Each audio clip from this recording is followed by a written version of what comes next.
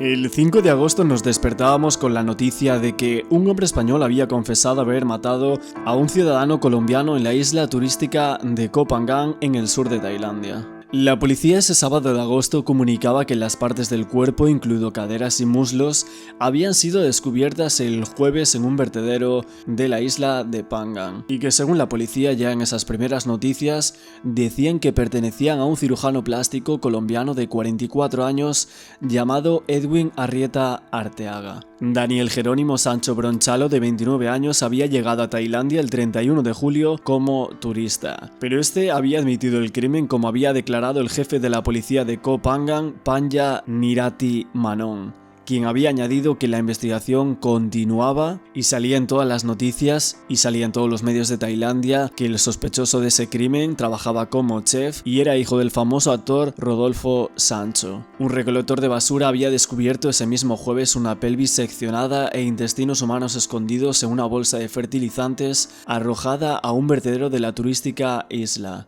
Esto propiciaba que la policía comenzara a investigar un posible crimen. Este crimen ocurrió en la isla de Koh Phangan, situada en el Golfo de Tailandia y muy apreciada por sus playas de arena blanca y que atrae a miles de turistas por sus famosas fiestas de la luna llena. La cosa es que el caso abrió una brecha gigante entre distintos pensamientos de diversos países del mundo. Mientras que unos se quedaban con las primeras noticias del caso, otros muchos llegaban a indagar en lo más profundo de Tailandia y de sus islas. Desde el primer momento prácticamente nadie dudó de la culpabilidad de Daniel, pero cuantos más datos se fueron aportando a la causa, parece que se empezó a dudar más y más. Hasta el momento se desconoce el motivo del crimen, aunque se aportaron muchos y muy diferentes entre sí. Que si era por dinero, que si la Politai decía que era por amor, la supuesta versión de Daniel, un negocio fallido. Se hablaba también de unas supuestas amenazas y coacción. Aunque hay mucha gente que ha teorizado con otros motivos diferentes y ha aportado otras teorías diferentes al caso. Se habló de mafias, de una desaparición voluntaria, de una emboscada al presunto victimario, y otra de muchas teorías es el tema de si había tanto dinero que alguien lo podría saber. ¿Dónde están las maletas?, preguntaba el Círculo de Arrieta. Hay personas que piensan que por ahí podrían ir los tiros, aunque por el momento todos son especulaciones, hasta de los mismos que declaran culpable a Daniel sin un informe de autopsia ni un cotejo de ADN de la supuesta víctima con sus familiares, pues así sigue siendo todo mera especulación. Aún así vamos a hacer esta parte 2 de la conspiración de Daniel Sancho, y como ya habíamos hecho en el anterior vídeo, vamos a adentrarnos a varios crímenes de Tailandia y ver qué posibles parentescos entre las actuaciones existentes entre esos casos y cómo se desarrollaron las especulaciones en torno a los mismos podemos sacar para el mediático caso.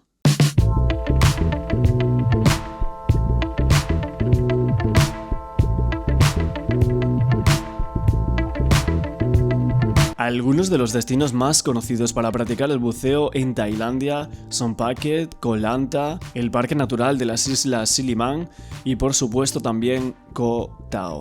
Dicen que Tailandia acoge una inmensa biodiversidad bajo sus aguas, que sería un delito marcharse de Tailandia sin sumergirse en sus arrecifes de coral plagados de peces tropicales, tiburones, grandes mantas rayas, peces coloridos, etc.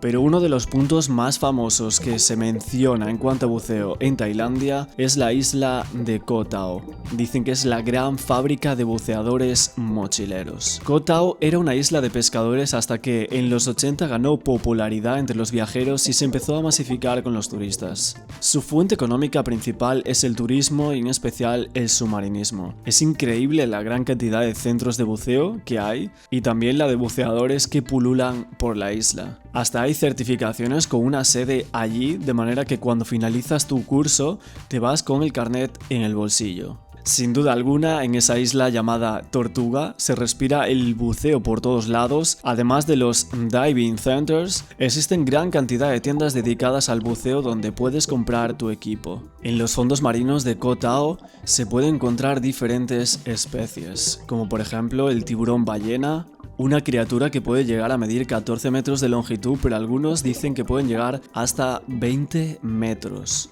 También podemos encontrar tortugas de mar, rayas con puntos azules, el pez caja amarillo, te puedes encontrar también el pez murciélago o por ejemplo el scribble fish. Y otras especies que buceadores que vienen de todo el mundo desearían ver cuando hacen su práctica de buceo en la isla.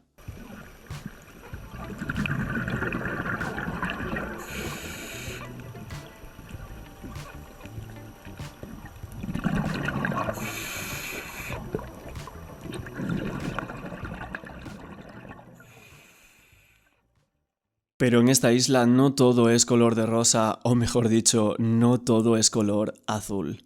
El caso de los birmanos que contábamos en el anterior reportaje no dejaba indiferente a nadie. Lo que pasa es que justo en la misma playa donde acabaron con la vida de Hannah Witheridge y David Miller y que condenaron a pena capital a aquellos dos birmanos, está probado que un año antes los mochileros Sam Benning y Carla Bartel dijeron que dos hombres con máscaras de V de Vendetta los atacaron en la isla de Koh Tao en Tailandia un año antes de que murieran David Miller y Hannah Witheridge. Y es que estos dos compañeros de viaje revelaron cómo fueron emboscados en una playa de Tailandia en el mismo lugar donde los británicos David y Hannah fueron asesinados hace unos años. Estos chicos dijeron que ofrecieron información a las autoridades que investigaban las muertes de David y de Hannah, pero que nunca fueron entrevistados. Incluso ahora han ofrecido su ayuda a los abogados de los trabajadores inmigrantes declarados culpables del crimen, cuando estaban tratando de demostrar que la condena no era segura.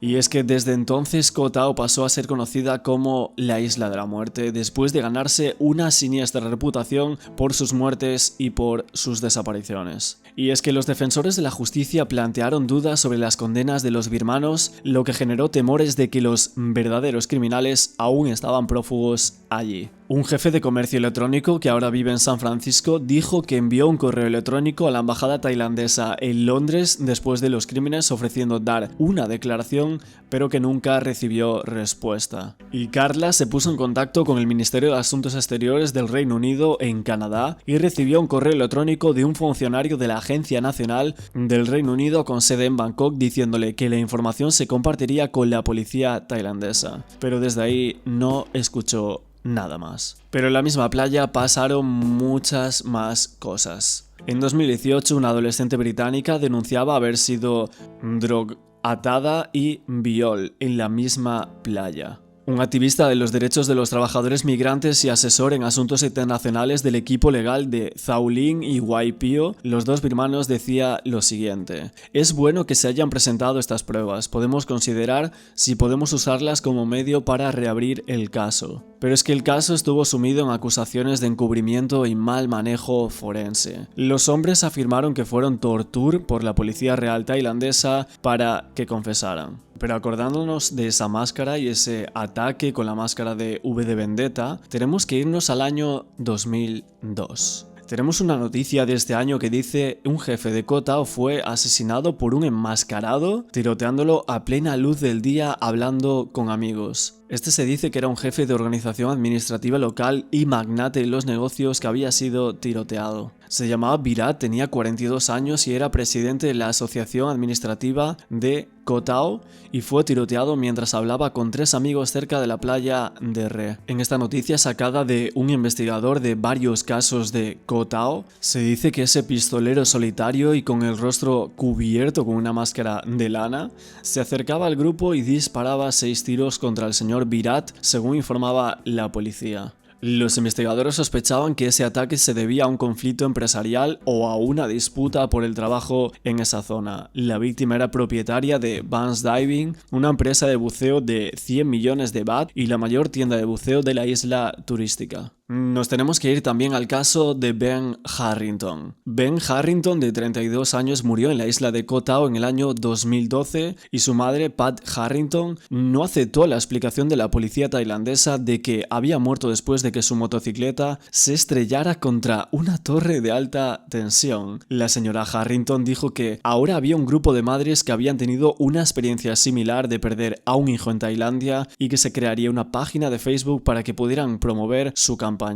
Dijo que había pasado años luchando por obtener información de las autoridades tailandesas sobre la muerte de su hijo, incluso presentando solicitudes de libertad de información al Ministerio de Asuntos Exteriores. La señora Harrington dijo que sospechaba muchísimo de la explicación de las autoridades tailandesas y que también tuvo que luchar bastante para evitar que su cuerpo fuera incinerado rápidamente. Día 6 de marzo de 2018, en Londres, Reino Unido, Pat Harrington, madre de Ben Harrington, quien murió a la edad de 32 años en Koh Tao, presentaba una petición en Downing Street pidiendo que británicos muertos en Tailandia fueran investigados junto con sus partidarios, una petición que afirmaba que 95 de 562 muertes entre 2008 y 2017 eran británicos y que el 83,33% eran varones. Incluso se decía en la petición que 106 habían sido reportados como accidente de tráfico, 56 muertes por caída y 89 muertes por ahogamiento. En una petición iniciada por la madre de Ben llamada Pat Harrington, tuvo 19.333 firmas esa petición, en la que decía: mi hijo fue asesinado en Koh Tao, en Tailandia, en el año 2012. La policía tailandesa dice que tuvo un accidente, pero es que las cosas nunca cuadraron. El forense en el Reino Unido no usó las palabras accidente nunca. Y es que el gobierno británico debería tomar nota de lo que está sucediendo a nuestros niños en esas islas y hacer algo con respecto a más investigaciones sobre sus muertes. Han pasado muchos años desde que Ben perdió su vida en lo que debería haber sido una fiesta de toda una vida. En vez de esto fue atracado y asesinado, pero según la policía tailandesa fue un accidente. El año 2014 parece un año bastante extraño de explicar para Koh Tao, y es que 10 días después de la desaparición en la playa de Sair, en la popular de Koh Tao, fue encontrado el cuerpo del turista suizo Hans-Peter Sater. El caso de Nick Pearson también fue en el año 2014, el de Hannah y el de David fue también en 2014. Hay otro caso de una noruega asesinada a solo 8 minutos de su primera lección de buceo, que también fue ese año, el de Dimitri Povse, también 2014, el de Christina Annesley también, y se sabe que hay varios casos más. Parece que ese año justo se ensañaron con los turistas en esa isla. Después de hablar recientemente de la isla de Koh Tao, una isla vecina muy cercana a la isla de Koh Phangan, donde dicen que ocurrió el crimen de Edgar Arrieta y que presuntamente cometió Daniel Sancho, vamos a seguir hablando de esa isla porque, si os acordáis bien del anterior vídeo, a esa isla la llamaban la isla de la muerte. Historias horribles se ciernen de una isla conocida por su ambiente relajado y por ser una isla paradisíaca. Pero desafortunadamente hay un lado oscuro en esas islas. Se rumorea que un par de familias muy influyentes al estilo mafioso en Koh Tao y en Koh Phangan gobiernan esas islas. Quizás sea la verdad o quizás sea un mito. Una persona que vivía en la isla decía que existía una gran posibilidad de que te enamoraras de ese pequeño paraíso y que la isla era pequeña pero que estaba dotada de un montón de joyas escondidas y de bahías completamente desiertas, que había increíbles rutas de senderismo, miradores en Koh Tao y que era uno de los mejores destinos de buceo del mundo. Lo que pasa es que esta persona dice que nunca se olvidará del día que cumplió 30 años y que estuvo animando con amigos hasta las 2 de la mañana en la playa de Sair Beach, pero un par de horas más tarde acabaron con esa pareja de manera brutal. Y es que Hannah Witheridge y David Miller fueron abandonados a solo 200 metros de donde esa persona había estado bebiendo cervezas y divirtiéndose con sus amigos, según él dice. Entre otros casos que habíamos comentado en el anterior vídeo de la conspiración de Daniel Sancho, estaban el caso de Elise Dalegmagne, el de la rusa Valentina, el de Hannah Witheridge y el de David Miller, que ahora estamos comentando, como por ejemplo el de Luke Miller o el de Nick Pearson que comentamos por encima. Todos estos casos que estamos comentando, las personas tenían entre 23 y 25 años. Otro caso que no comentamos fue el de Dimitri Povse. Este era un francés de 29 años que había sido encontrado colgado de la viga de una casa alquilada el 1 de enero del año 2015. Y es que, aunque tenía ambas manos atadas a la espalda, la policía dijo que podría haberse quitado la vida él mismo, ya que la cuerda estaba atada a una. La cuerda estaba atada a una mano y se hizo un lazo para poder insertar la otra mano. También encontraron una nota de querer quitarse la vida en ese lugar y una mujer por la que Popse había estado interesado dijo que él había llamado 2 veces por teléfono esa noche pero que ella no había contestado porque estaba dormida. Lo que pasa es que amigos y familiares de esta persona siguen sospechando de la investigación policial tailandesa y de la insistencia en que Dimitri se quitó la vida especialmente porque tenía las manos atadas a la espalda. Y es que tampoco había dado indicios antes de su muerte de que tuviera pensamientos de quitarse la vida. En otros medios también se incluye que también se habían encontrado partículas de otra cuerda en el cuello de Dimitri, otra prueba que demostraba que su muerte no había sido como decía la versión oficial.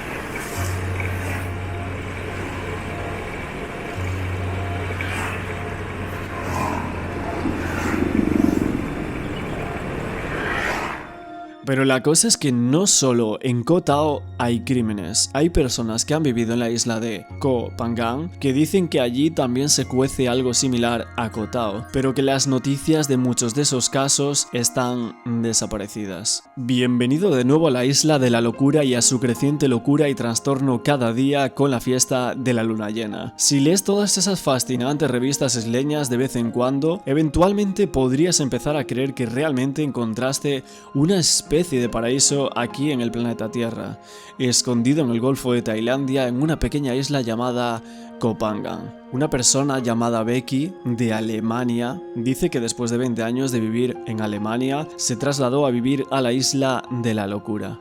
Ella decía que Phangan también era un lugar muy especial en lo que respecta a crímenes, a cadáveres y restos de cuerpos. Ella recordaba que después de varios años de estar viviendo en Phangan decía que existía una densidad muy alta de humanos masacrando a otros y que recientemente habían tenido el caso de un turista israelí acribillado en la playa de Hat Ring por un joven tailandés local cuyo padre resultaba ser un alto político local.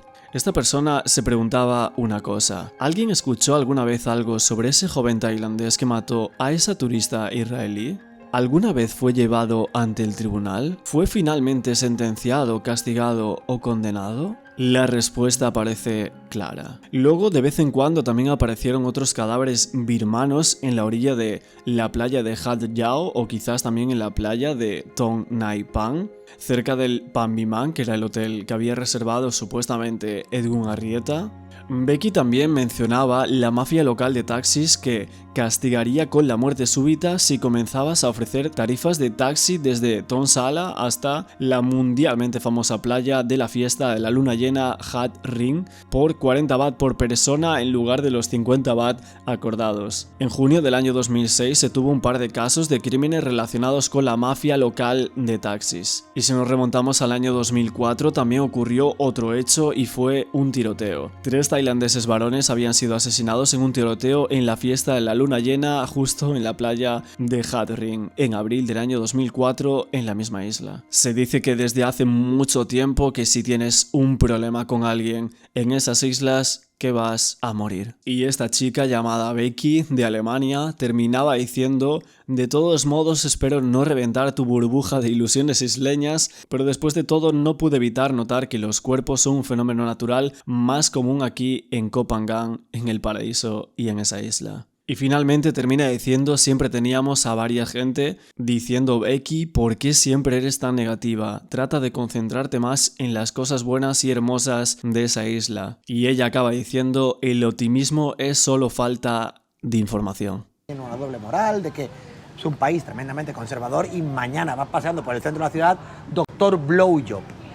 Hacemos comidas, limpiezas de sable, para decirlo de manera bonita, en cualquier esquina, pero me cago en tu puta madre. O sea, es un país terriblemente conservador y a la vez tienes esto, es un país donde la gente viene a emborracharse, a salir de fiesta, a perder los papeles, y tengo que poner una pegatina de Bangkok Bizarro en la cerveza, porque si muestras una lata de alcohol en la cámara es ilegal y te pueden llevar a la cárcel. Es estúpido en ese sentido, pero la mezcla...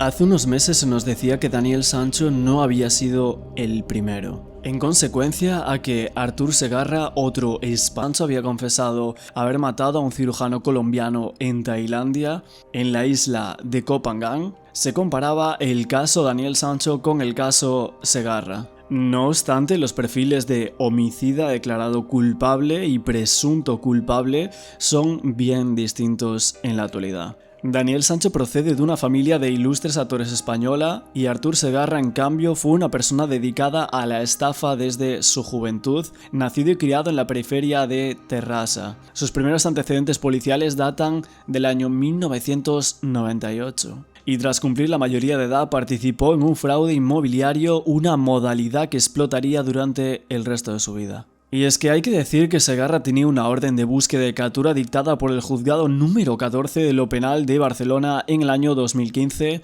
por ser uno de los cabecillas de la trama criminal desmantelada durante la denominada Operación Cocón. Se decía que Segarra era uno de los 3 cerebros de esa organización que engañaba a jubilados. Les compraban sus viviendas a cambio de una supuesta renta vitalicia, pero sin embargo los afectados recibían las 3-4 primeras cuotas y a partir de ahí el dinero no llegaba más y sus propiedades se esfumaban. Durante aquella etapa Artur Segarra se desempeñaba como falso comercial y utilizaba nombres falsos como Marcelo Martínez o Carles Perearnau, y los afectados se refieren a Segarra como una persona muy convincente con los ancianos y que se presentaba como el director de la empresa Gestió Vitalicia y se encargaba de engañar a las víctimas, todas ellas, como decimos, de avanzada edad. Esas estafas ascendieron a más de 3 millones de euros y Segarra acumuló 17 viviendas, 18 vehículos y 67 sociedades que puso a nombre de varios testaferros como su madre. Pero en total son 15 los imputados por aquella macroestafa y Segarra fue el único de los imputados que logró escapar. Lo hizo en 2014 y durante 2 años se dedicó a disfrutar de la noche de Bangkok. Porque somos hermanos y porque la cultura en español hoy en día es quizás más fuerte al otro lado del charco que en Europa. Pero Bangkok te permite un libertinaje y unas libertades, entre comillas, vale que sí, que es un país regido por un gobierno militar donde según qué tipo de libertades están un poco coaccionadas. Pero es un lugar donde te permite ser tú mismo. Es que da igual de dónde vengas, da igual quién seas. O sea, tú vas a sentirte arropado. Y no solo por los locales, sino porque es un país al que viene muchísima gente con ganas de romper con todo. Hay otros que vienen con ganas de romper el pasaporte, quemarlo, porque son delincuentes también, porque el sureste asiático es lo que tiene. Artur Segarra conoció a David Bernat, un consultor informático de Lleida, en una de sus fiestas nocturnas de la capital tailandesa de Bangkok. Y tras establecer una relación de amistad motivada por una conciudadana española y sus orígenes catalanes, Segarra se ganó la confianza de Bernat, el hijo de los estanqueros de municipio ilerdense de Lealbí, y le iba acompañando en varias ocasiones a sacar dinero a cajeros donde se percataba del elevado patrimonio económico de Bernat. Así siempre, y según Segarra, no había actuado solo como lo sabía él. Hay teorías de la conspiración en el caso Daniel Sancho que señalan la presencia de sicarios. Incluso es que tenemos el mensaje que envió Daniel Sancho tras cometer el crimen. Mándame unos mercenarios. Y es que según varios medios españoles, el chef hizo esa petición a un amigo justo antes de ingresar en la prisión de Koh Samui y que le privaran del teléfono. Un mes después de la muerte de Edwin Arrieta y con la investigación cerrada por parte de la policía tailandesa, según ellos, todavía se siguen conociendo más detalles escabrosos de los momentos posteriores a que presuntamente Daniel Sancho cometiera ese crimen en Tailandia. Es que se dice que después del crimen, el hijo de Rodolfo Sancho llamó a algunas personas de su entorno supuestamente para confesar que había matado a Edwin de un golpe y enviaba algunos mensajes para informar sobre la delicada situación que iba a vivir en el país asiático y así pedir ayuda. Y según publican algunos medios, hay uno de esos mensajes que parece bastante interesante. Un mensaje justo antes de que la policía le retirara definitivamente su teléfono. Sancho conseguía enviar un sorprendente mensaje en el que ya sabía en qué cárcel iba a ingresar. y en el que decía «mándame unos mercenarios a la cárcel de Koh Samui». En el caso de Artur Segarra se teorizó mucho sobre la presencia de sicarios. Y es que, como decían algunos expertos, la ausencia de delitos de sangre en el expediente de Segarra se llegaba a pensar que el acusado no actuaría solo. Esto se refleja también en uno de esos libros más importantes sobre el caso Segarra, de Joaquín Campos, que dice «creo que contrató a sicarios tailandeses o se asoció con gente equivocada». En el caso de Daniel, si tenemos en cuenta que fue Arrieta la persona que apareció por partes en la isla de Koh Phangan, aunque por el momento no se filtró nada sobre el ADN, la policía tailandesa primero dijo que el descuartizamiento fue en 14 partes, aunque luego se contradijo y se dijo que había sido en 17 partes y no en 14 como había salido al inicio. Esto incluso en las filtraciones de la policía tailandesa lo atribuyeron a que Sancho era un gran chef y que en su Instagram la poli había visto imágenes de él con cuchillos. Y en el caso Segarra, la policía encontraba restos del cuerpo de Bernat en el río Chao Phraya, que cruza la capital tailandesa, y después aparecían más partes del cuerpo de forma diseminada. Se decía que la víctima había sido desmembrada en al menos 7 partes. En el crimen de Segarra se filtró que habían sido muchas menos las partes del cuerpo que en el caso de Sancho. Parece que de alguna manera el caso Daniel Sancho guarda algún paralelismo con el caso de Segarra y también con otros que veremos próximamente.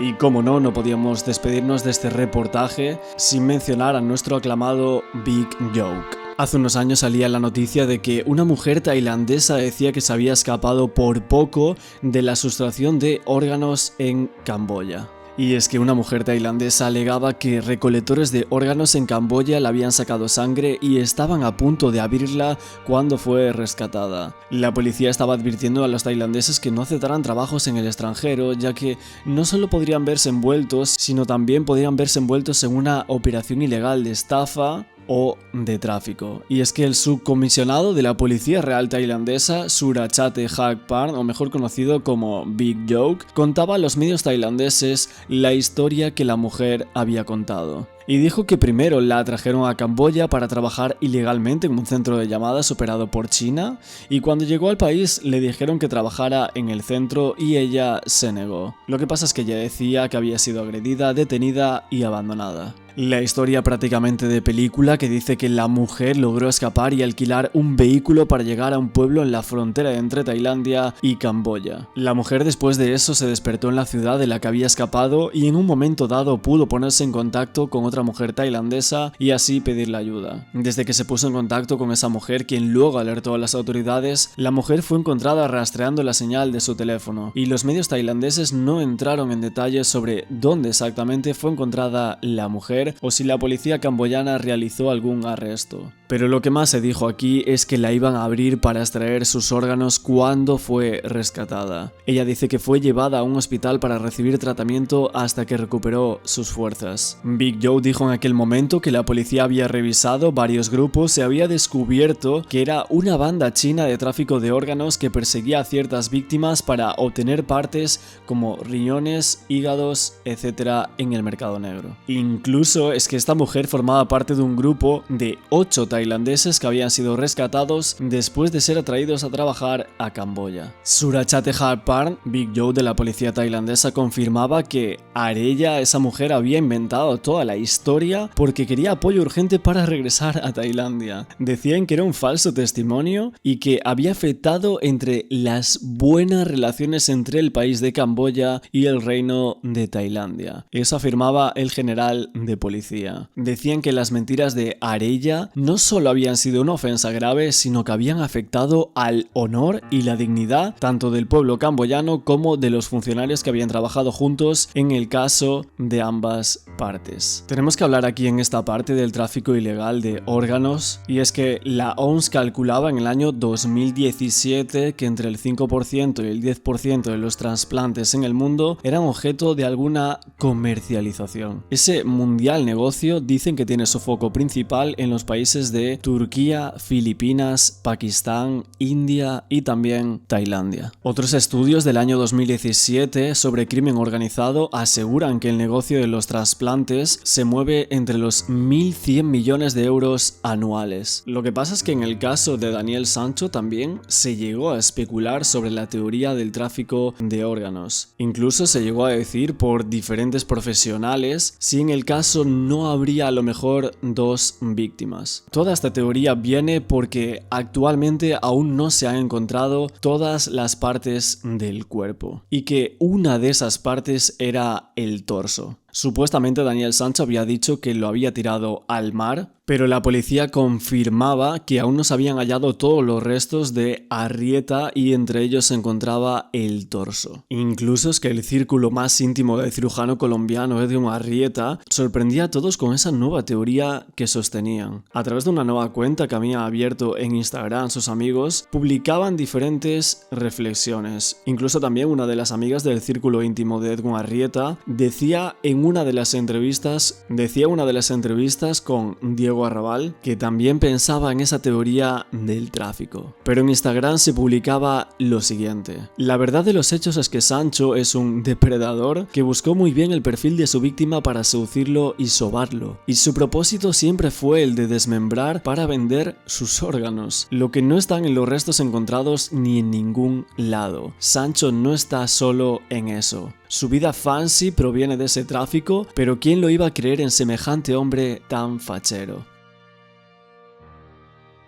Nos encontramos ante el final de este nuevo reportaje en cuanto a casos de Tailandia. Hoy hemos indagado un poco más en la isla de Koh Tao, que es una mina de crímenes, en la isla de Koh Phangan, que parece que algunos casos están bien ocultos, y en el caso más conocido de Segarra. Pese a que el gobierno tailandés se esforzó en los últimos años en trasladar al resto del planeta que el país es principalmente un destino paradisíaco y familiar en el que prima la tranquilidad y las aguas turquesas al sur de la península, lo cierto es que Tailandia oculta muchas sombras, una realidad paralela en la que se entrelaza el turismo sex, el tráfico de sustancias y la corrupción policial. Y esto lo hemos visto en infinidad de reportajes publicados en los últimos años por distintos periódicos internacionales. Lo sorprendente de algunos casos de españoles que cometieron un crimen en Tailandia es que alguien planee cometer un crimen en un país como Tailandia, donde el código penal es especialmente muy duro con ese delito y que puede ser castigado hasta con la pena de muerte. Pero la cuestión parece ser sencilla. ¿Qué ocurre en el país asiático para que tantos extranjeros acaben cometiendo crímenes allí? ¿O es que alguno de esos crímenes no estaba tan pensado o premeditado